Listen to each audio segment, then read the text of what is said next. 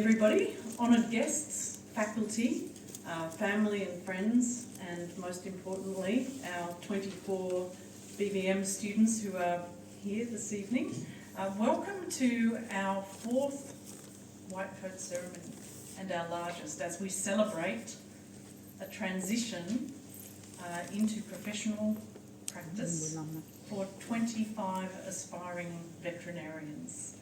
And you might think that white coats are not a very good work attire for vets, and you'd be very right, because as you all know, we work with a variety of different coloured fluids and secretions, but this is ceremonial, and it represents taking on the mantle of professionalism and practicing to the highest standards.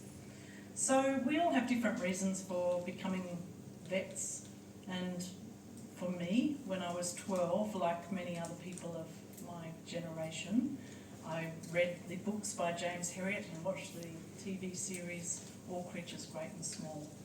And what really caught my attention, so this was about a young veterinary graduate who graduated from the University of Glasgow in 1930, and he went to practice in rural Yorkshire with very eccentric people, farmers, colleagues and clients. And what really touched me about this guy's novels was the deep empathy that he had, not only for animals but also for their owners.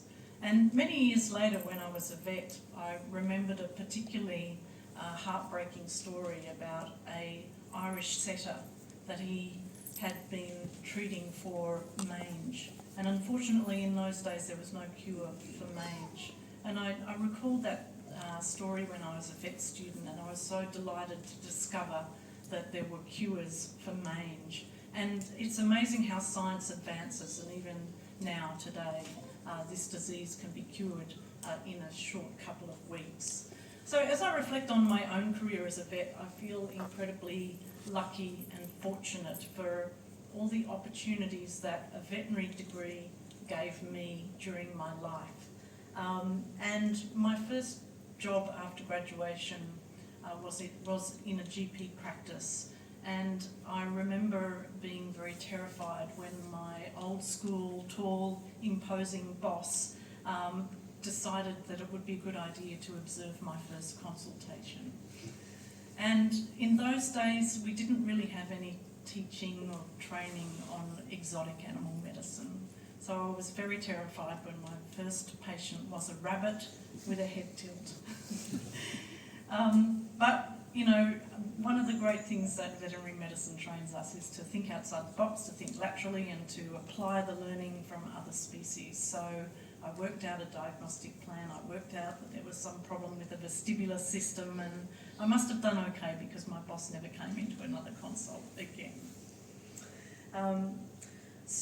And I guess the reason that I wanted to share that with you is, as you go forth into your clinical rotations, maybe you're thinking about being an equine vet and you're really not interested in cattle-dog medicine.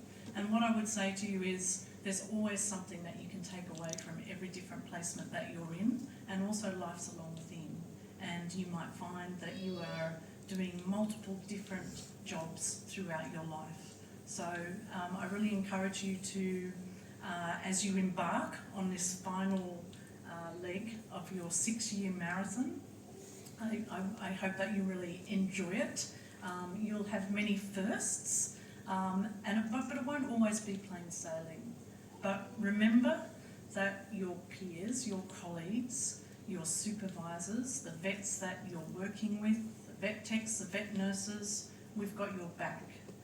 And if you were actors preparing for a stage show, I'd say break a leg. But I think in this situation it's perhaps more appropriate to say fix it. So I wish you all the best, and look forward to seeing you at graduation next year. Thank you.